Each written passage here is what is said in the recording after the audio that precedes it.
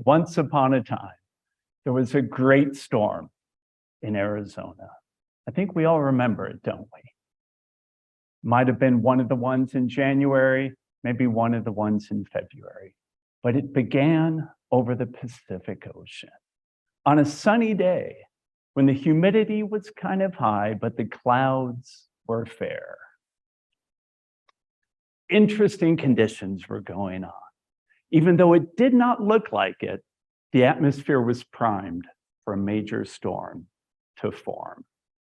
There was a small perturbation in the jet stream, high above, out of sight at about 30,000 feet, that was causing minor changes in the atmosphere below, reverberating to lower and lower elevations, causing warm air to rise and move toward the north on the south side, and cold air to start descending and move to the south on the north side. A front was starting to begin. The genesis of a front is called frontogenesis, and it was happening several hundred miles, 1,000 miles off the coast of California. That's kind of where this story begins. So we had moisture in the atmosphere, and the air started to rise. There was a lot of haze over the ocean too. You can kind of see through it, that whitish haze. And what we had were the three ingredients that we needed to form a cloud, to start the process going. We had moisture, water vapor present. We had aerosols, what we call cloud condensation nuclei, for the aerosols to glom onto when they form into cloud droplets. And we had the start of rising motion. We need to cool air in order to condense water out of it. The most efficient way to do that is simply to raise it up, to rise it up. And many atmospheric processes cause rising motion.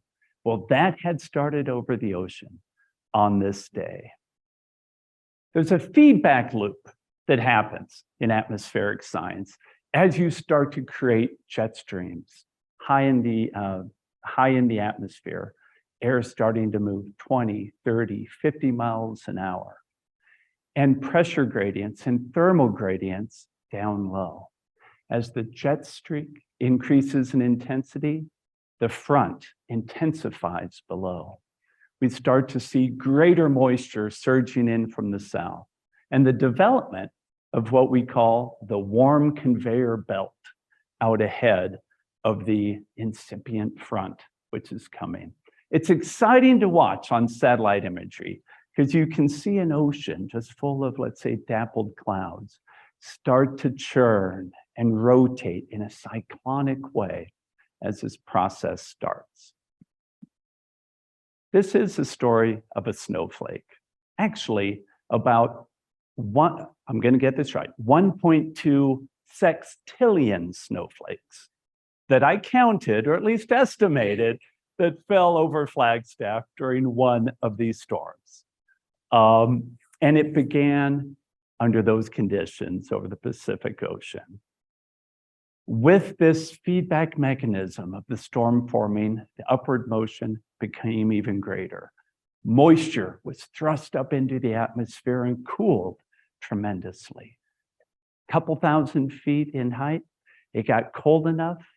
The relative humidity, which is increasing as that parcel cools, as it gets higher and higher, finally reached 100%. And that's the level that the first cloud formed. We see this during the monsoon frequently on, let's say, a mid-morning monsoon day when we see the flat bottoms of all the cumulus clouds and they're kind of puffy on top. It's exactly what's going on. These thermals of warm air are rising. The moisture relative humidity increasing until it gets to 100%, and the cloud forms at that level and then shoots on above as the cloud droplets are now visible to our eyes. Okay, so we have our first cloud, we have our first water droplets forming, but we're not to an ice crystal yet. As the storm continues to wind up, from the satellite, from radar imagery, as we start to see that frontal boundary start to intensify, the cloud droplets move higher and higher in the atmosphere from these increasing updrafts that we have. Soon, they reach temperatures well below freezing, let's say -10, -20 Celsius, very cold temperatures. But the water droplets don't freeze yet, because if left alone, they aren't going to freeze until -40 degrees Celsius, really cold. But luckily, there's other processes available for us to create ice, one of which is called contact nucleation. And that's how our tiny little cloud droplets are going to turn into ice crystals. They're going to bump against a little shard of pre-existing ice, maybe part of an earlier snowflake or something. And that reaction will cause that tiny droplet to freeze instantly, to assume the matrix of that piece of ice, which was right next to it. Now, cloud droplets are very small. If I had a cloud droplet here in my hand and it was about an inch, in diameter, a raindrop would be 8 feet in size. Okay, so they are small. They are very small.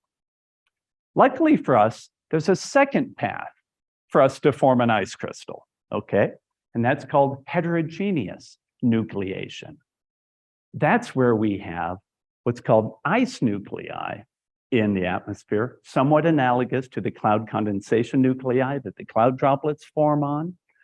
But it's a type of nuclei which favors the formation of ice at temperatures below freezing.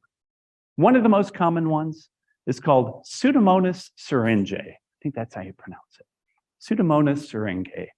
And perhaps a lot of us have had experience with that one because that's what they use in snowmaking a lot.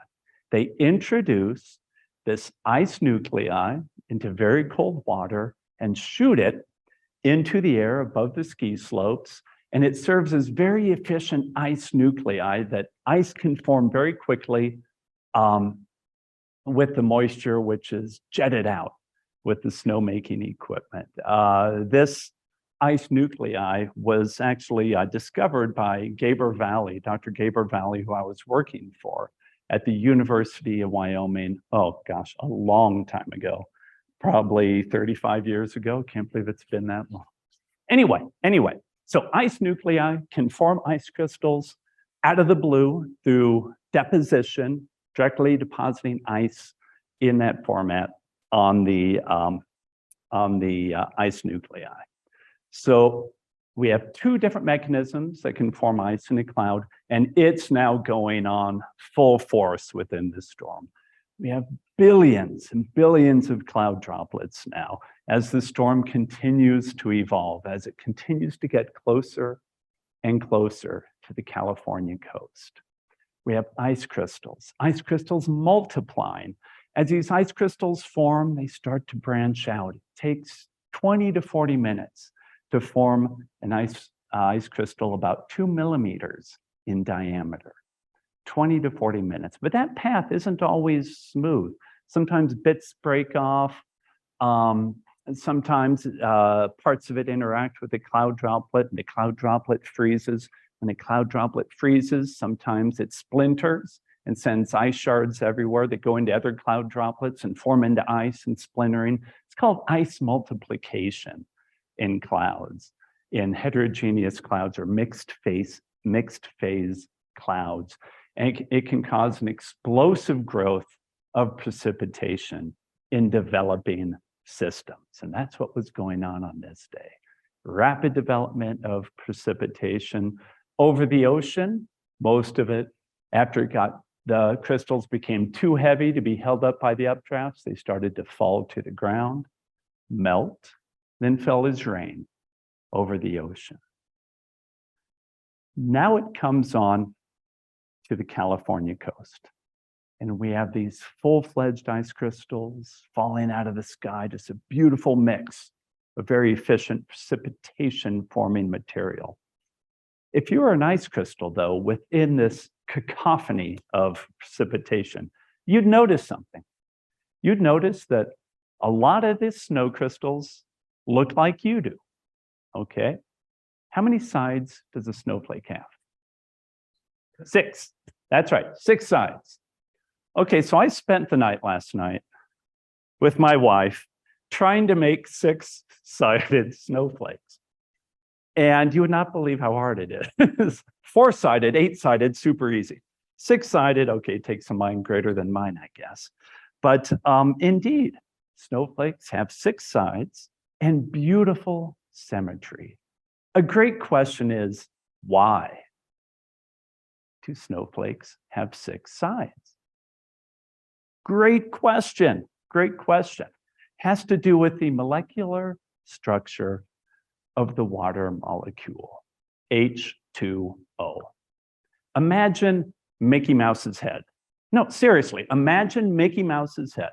Big oxygen atom and 2 hydrogen atoms, or the ears, okay? Off at 120 degrees. It so happens that with this arrangement of molecules, the most efficient solid state arrangement is in a hexagon, with the hydrogens sharing one with the atoms next to it, or the molecules next to it.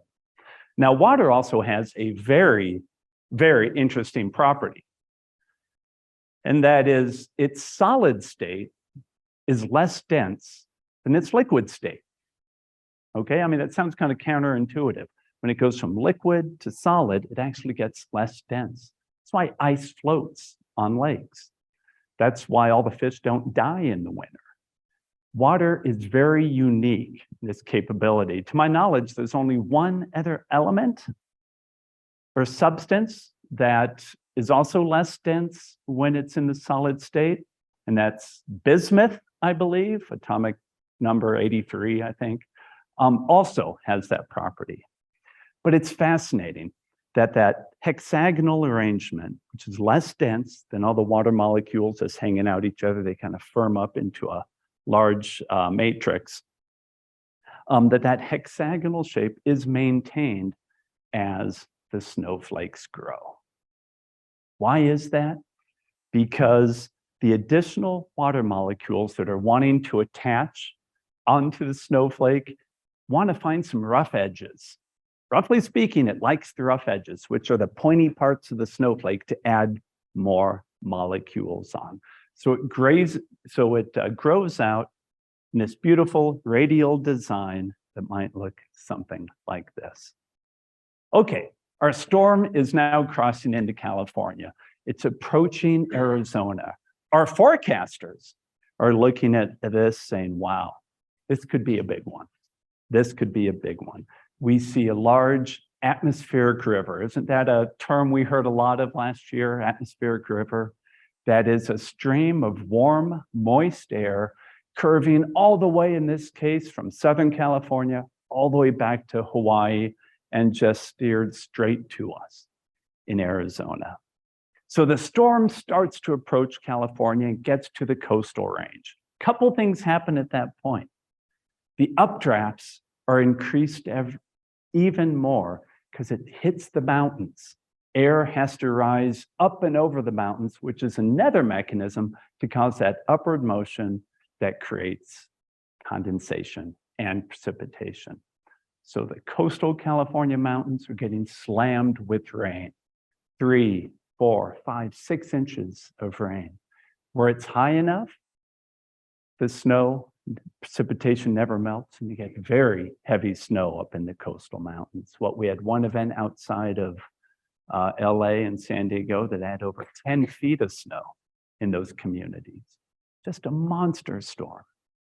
On the opposite side, as this storm approaches and moves through the area, the atmosphere and the flow is descending on the opposite side, where on the west side, where the air was rising up and over the mountains, we saw increased precipitation. On the backside, we had a rain shadow. Rising motion is a cooling and moistening process. Descending motion is a warming and drying process, okay? That's why we have rain shadows. That's why Winslow is in a desert. That's why Doney Park gets 60% as much, 60% of the precipitation that we do here at Lowell, okay? Rain shadow effect, the air going up and over a mountain.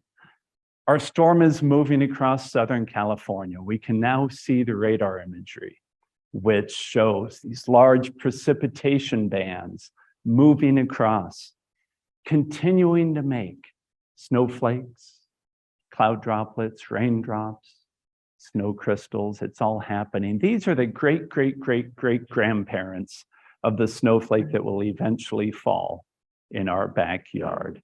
Because like I said, it only takes about 20 to 40 minutes to form a big enough snowflake to start to fall, then 5 to 30 minutes for it to fall to the ground.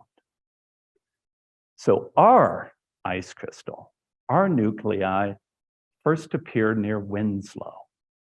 First appeared near Winslow as that cloud droplet formed from the rising air as the storm blew the wind up from Seligman, Ash Fork, up to Williams. Sorry about that. Williams is where our little ice crystals started to form. On that upslope area on I-40 near Williams. And at that time, the 20 to 40 minute growth time took that snowflake and started to advect it toward the Flagstaff area. Somewhere over Belmont, it reached its largest size. It was likely a dendrite, like those, the big dendritic kind of forms like the one I showed you. Because those snowflakes grow the fastest. Those snowflakes are most efficient for causing heavy snow. And someplace over Belmont, our snowflake started to fall. Now, a falling snowflake does not have a peaceful journey to the ground, okay? Because there is also still updrafts in that area with a lot of water droplets pounding into that snowflake, other snowflakes sticking onto it, other snowflakes bouncing off of it. A big, heavy snowstorm is not necessarily a peaceful environment for a snowflake. Okay, so our snowflake that fell on that January ended up latching on to about 50 to 100 friends.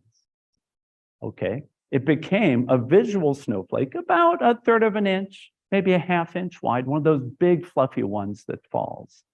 That's actually composed, like I said, of 50 to 100 different ice crystals that have all kind of collided and glued onto each other and then fell to the ground, adding to that beautiful snowpack that we had this winter. Now, this is just the beginning of the story, because that snowpack has a story unto itself. As it ripens, as it condenses, as 5 feet of snow turns into 6 inches of ice over the next 4 months, 3 months, however long that happened. And it's not really ready to melt until it is as dense as it can be. You can add 3 inches of rain to a 3-foot snowpack and it's not going to melt it. But you have an ice pack, which is just 3 inches, and you add a 1/2 inch of rain to it, it can melt that in no time at all. And that's what we saw this spring with some of the snowmelt flooding that we had. All right, let's talk about some ice crystals. These are typical dendrites that you see. These are grown in the laboratory, so they're clean and perfect. But you can see the 6-sided symmetry. You can see perhaps the little nucleus that started that one as it started to grow. These are about 2 millimeters in diameter. So they're very small, very small. But as the snow crystal grows, it gets into slightly different environments. Here in the beginning, as this one was growing, it was an environment that encouraged plate-like growth. Then in the laboratory, they changed the relative humidity and boom, it encouraged dendritic growth out on it. Here's a different one. You can play around with the conditions that occur in the natural atmosphere to create snowflakes of almost any size and shape. And there's kind of a unique beauty to these, isn't there? Now, in nature, we see all kinds of different snowflakes, snow crystals, different size and shapes. Some look like bullets, some look like cups. We see the dendrites there in the middle. We see needles and rods, all types of different shapes and sizes, but all have in some way that six-sided symmetry, either in cross-section or just in the frontal surface. Now, what's really important in not only forecasting snowstorms, but also in the development of precipitation is the understanding that different types of crystals form at different temperatures, okay? I've been asked, is it ever too cold to snow? Great question. What do you think? Is it ever too cold to snow? Yes? No? You know, what it actually is you can get snow down to very cold temperatures, minus 30 even. You know, you can get these little columns.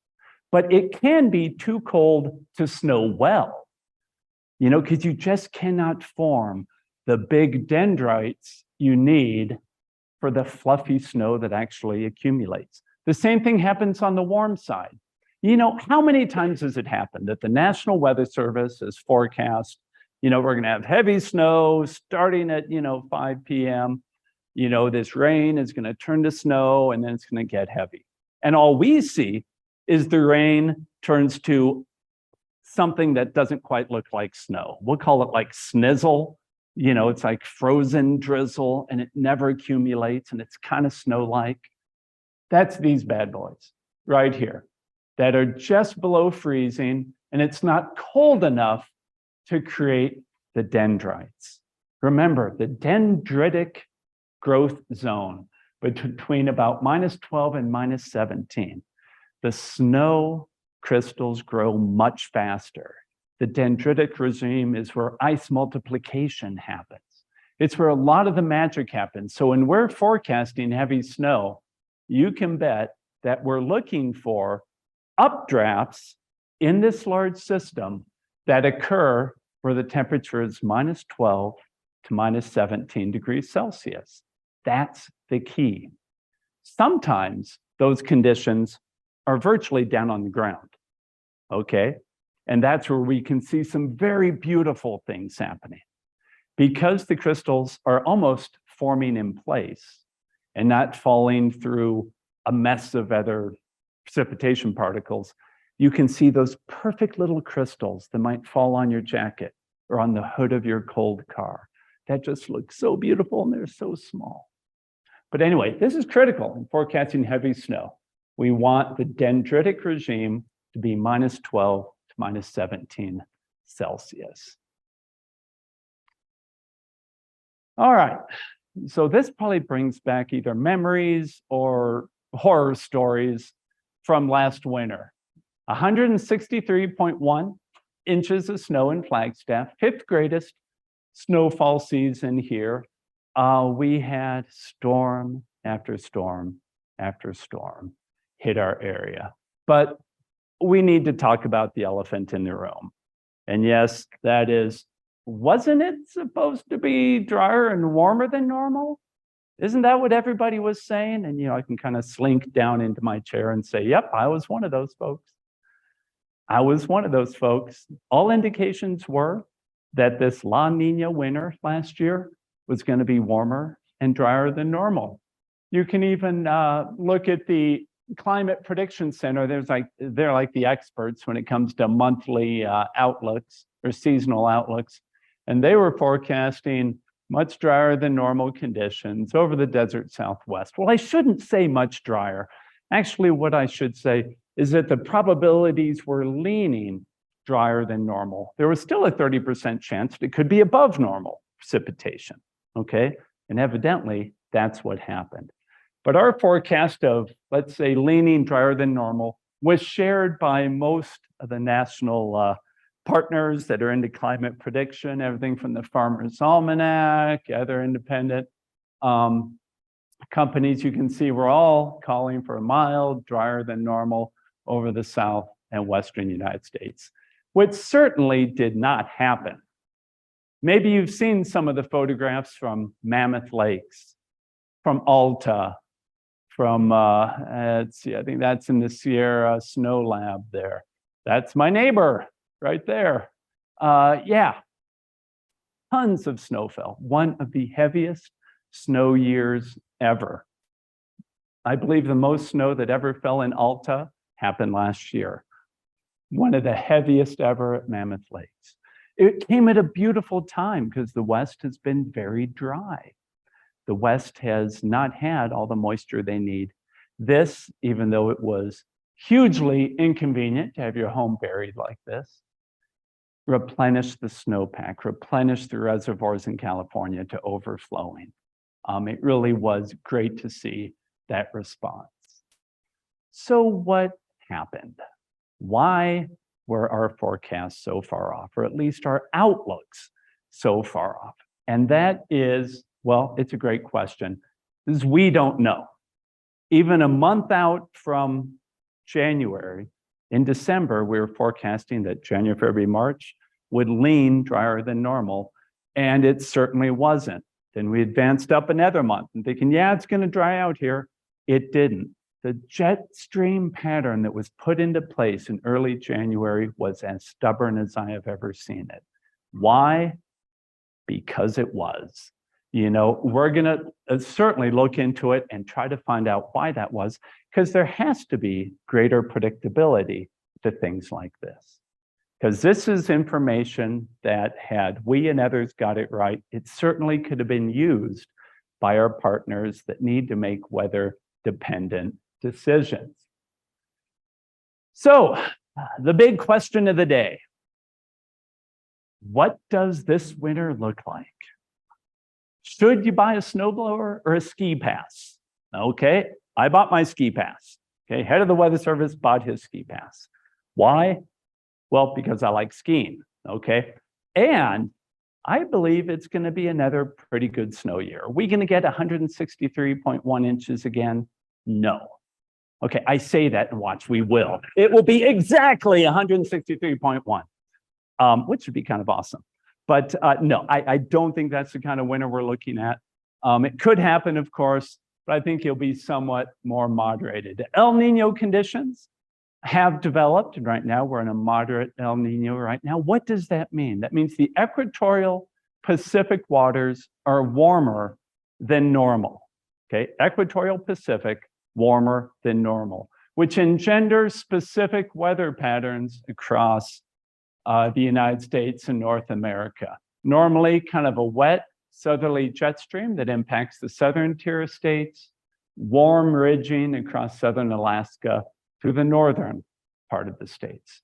Arizona, most of the time, is in that wet little part. Now, El Nino, or ENSO,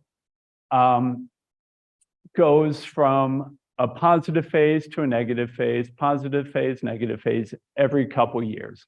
Here's the track of it from January of 1982 through the current time in the El Nino we're in now. Where it's red, those are El Nino conditions. Where it's blue, it's La Nina conditions. So this means that the equatorial Pacific is warming and cooling, warming and cooling on a cycle of about every year or two. Okay, we're in a warm phase right now, in a pretty darn good warm phase.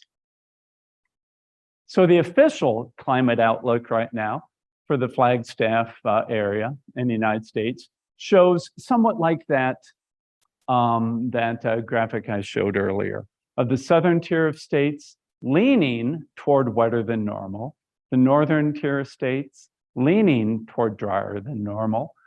This is for December, January, February, or the winter months of this year.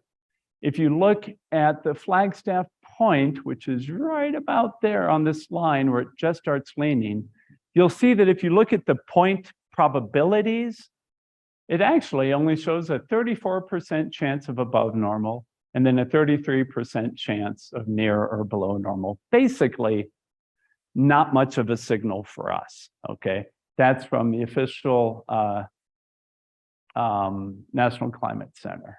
Now, there's a couple other things we can look at. Is we can go back through history and look at how have El Niños, how they impacted Arizona in the past in the United States.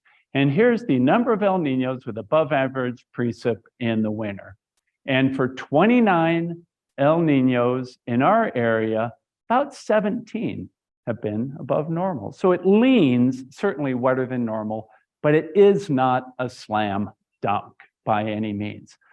For those of you that love Lake Powell and want to see it fill more with water, unfortunately, the Colorado mountains don't do as well during El Niños on average. They, normally lean toward drier than normal, but we know anything can happen. Let's look at snowfall. Percent of average snowfall during moderate to strong El Niño events. By the way, all these graphics are created by Brian Brettschneider, who's a brilliant climatologist out of Alaska. Really love the work he does. He pulls out a lot of really cool parameters here. But here we're looking at, in the Flagstaff area, about 105 to 125% of normal on average during a moderate to strong El Niño year. Again, the Colorado mountains near normal to slightly below. And you can see a little signal here of the lower elevations of the Mogollon Rim being below normal, perhaps because El Niño years might bring in slightly warmer storms as well. All right, so my official prediction, this is my prediction. This is not a National Weather Service prediction. This is mine. Big disclaimer here. I'm going for 104.4 this year. Mark it down right now, okay? That is my office, and I'm there controlling the weather in front of all my monitors. No, that's not my office in Belmont. But we are having an open house in Belmont on Saturday during what looks like the windiest day of the year. So come on out, and I would encourage you to come visit our office because we do a lot of cool things. Yeah, you'll see that. Okay, maybe not. But you will see us try to launch a weather balloon when the winds are blowing 40 to 50 miles an hour. And that is entertaining. So with that, I'll go ahead and wrap it up and take any questions you might have.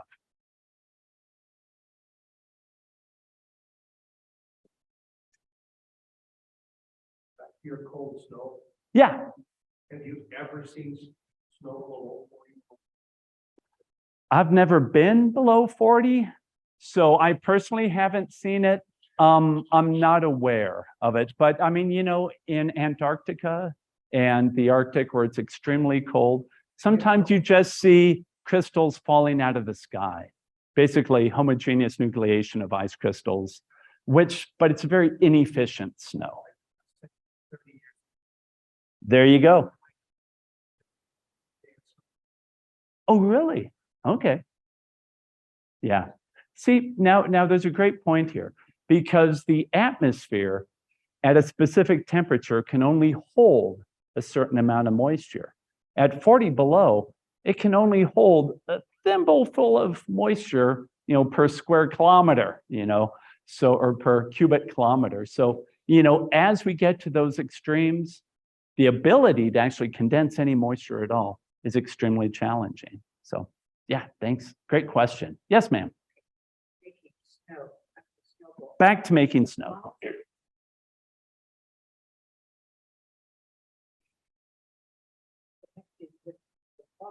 Uh-huh. It's actually, they're not just blowing water. They are not blowing water. They're blowing a mix of water and ice nuclei. Yes. I'll bet they do. I'll bet they do. It's actually a little bacteria is what it is. Can you talk more about that? I sure can. This is fun stuff. And of course, it can be a bit controversial. Should we do weather modification? I mean, it's basically a form of weather modification. But yeah, if water is pure, it won't freeze until minus 40, actually. It won't freeze until minus 40. That's why you introduce impurities into the water to raise the freezing level warmer and warmer. The warmer you can raise the freezing level, the better it is for snowmaking, because you can shoot it out at, let's say, 27 degrees instead of waiting until it's 20 degrees or 15 degrees to actually make your snow. Pseudomonas syringae, and I apologize if I'm not pronouncing that correctly, can actually nucleate ice at some of the warmest temperatures available. I don't have those exact values. I think it's between like 28 and 30 degrees. Can actually nucleate ice. So they can make snow on relatively warm days. Follow-up question. Yes. What's the viability of dumping the 747 size boat of That. 35,000 feet? Normally, there's no shortage of ice nuclei, luckily. It's just everywhere in the atmosphere. This specific one is more rare than others. So if we were to introduce it into the atmosphere, perhaps we would see more efficient snowfalls at slightly warmer temperatures, but we still wouldn't have the crystal dendritic regimes that would grow the fluffy snow at the minus 12 to minus 17 Celsius. So great question. Yes. Making snow. Back to it. It's nice to ski on, and sometimes it's, Mm-hmm. are they changing the percentage? Sometimes it seems to be fluffier. Mm-hmm. Sometimes it's just a heavy, it's a different texture than normal snow. Yeah. What's happening with I assume, now I don't know much about snowmaking, but I assume it's because of the different temperatures, that on very, very, very cold mornings, you'll get a higher quality snow. One which is more dendritic than just rods and cones and needles that are forming. Because keep in mind, you only have, how long does it take when you shoot out that jet of that spray of water for it to fall to the ground? You don't have long for it to freeze, so you can't grow big ice crystals.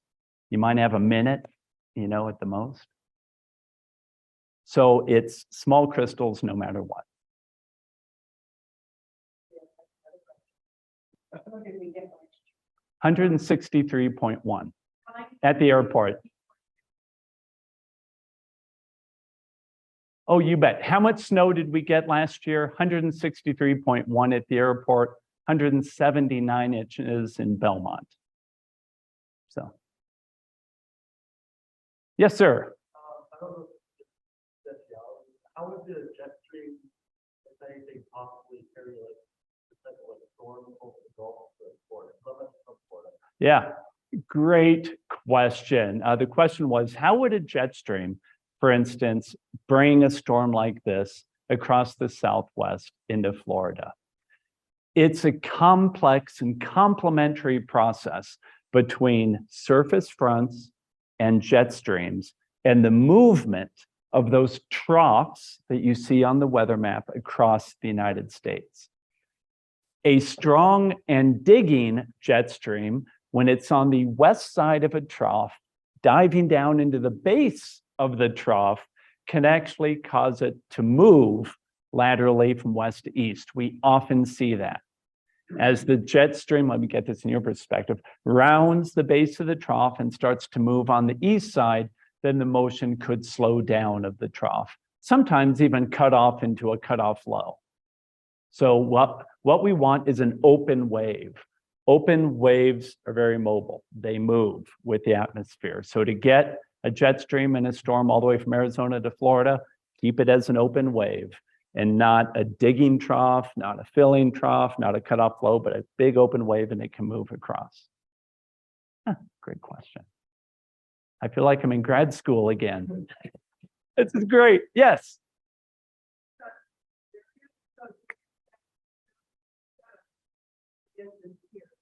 How far south did that go? I mean, did it hit Sedona? Did it get Mm. to Phoenix? Okay, the question was, we had 163 inches here. How much of it hit Phoenix? How much of it hit areas south of here? Most of the snowfall distribution is based on elevation, okay? So the high elevations saw the snowfall. The low elevations, that snow melted as it fell and fell as rain. Sedona did see snow. Oak Creek Canyon saw a ton of snow. I was in Sedona one day that they had 9 inches. It was beautiful to see it on the red rocks. Scottsdale had snow, okay, just a trace, but Scottsdale had a little bit of snow. The north part of Phoenix, Payson area, Happy Jack, those areas south of here up at 7,000 feet saw more snow than we did. The peaks, yeah, they really had a lot of snow, over twice as much as we had. Oh. Yeah. Yes. I am so happy you asked that question. The question was, what is grapple? Okay, because we see a lot of it here in Arizona, in Flagstaff at the higher elevations. Okay, remember how I was talking that most clouds that form precipitation are mixed phased clouds. They have both water droplets and ice crystals at the same time, forming at the same time. Grapple is when you have snowflakes falling through the cloud, but there's strong enough updrafts that the water droplets, an immense amount of them, hit that snowflake, freeze on the surface, and basically encapsulate it, melt it, and turn it into a frozen glob instead of a snowflake. Imagine 1,000 water droplets all just attaching themselves onto a snowflake. As it falls, it assumes a more aerodynamic shape.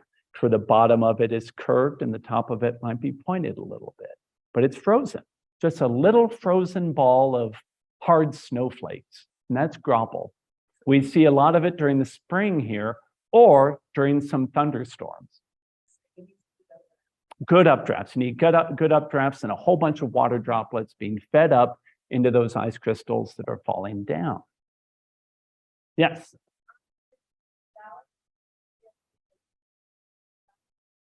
I would love to tell you how hail forms. The next question was, how does hail form? We have somebody from Dallas who's talking. Okay, hail's a good one because there's a lot of misconceptions about how hail forms. Maybe some of us have seen hail the size of golf balls. If you're from Dallas, you probably have. Anybody else seen like really big hail? Okay, I see a couple of hands. Has anybody seen baseball-sized hail? Okay, I see. Anybody seen grapefruit-sized hail? No, okay. Okay, so we stop at the, okay, so hail, when you look at it, has a bunch of layers, like an onion, okay? It's formed from ice in a cloud with an extremely strong updrafts that inundate these little ice nuclei or pieces of ice with super cooled water that freezes on contact, okay? You need very, very strong thunderstorms to create hail. Think about it this way. The updrafts have to be strong enough to loft a hailstone that might have a terminal velocity of 50 miles an hour, 100 miles an hour, 140 miles an hour for a grapefruit-sized stone, I believe. So the updrafts have to be over 100 miles an hour going straight up. Why don't you fly into thunderstorms? That's why you don't fly an airplane into thunderstorms. Extremely turbulent. So if you have a very large and wide updraft with very high velocity air going straight up and very moist, you can bring an ice particle, which makes a single pass through this updraft with water droplets just accumulating on it, super cooled, just condensing on it, and the hailstone grows larger and larger and larger. If it stays in an ideal part of that updraft, which is strong enough to keep it lofted and to balance it, sometimes hailstones get thrown out the top because the updraft is too big. Sometimes the updraft fails and the hailstone falls out. But if you can keep that balance, that as it's growing, it's hitting stronger and stronger updrafts, you can cause a very large hailstones. That's how hail grows. The misconception is that theory that hailstones get into an updraft, come out and cycle back in and fall out and cycle again. That does not happen. That is not why the onion appearance of a hailstone is there. The onion appearance is there simply because some parts of the updraft have a lot more moisture, a lot more water droplets than others. Once the hailstone falls out of the updraft, it's gone 99% of the time. So thank you for that question.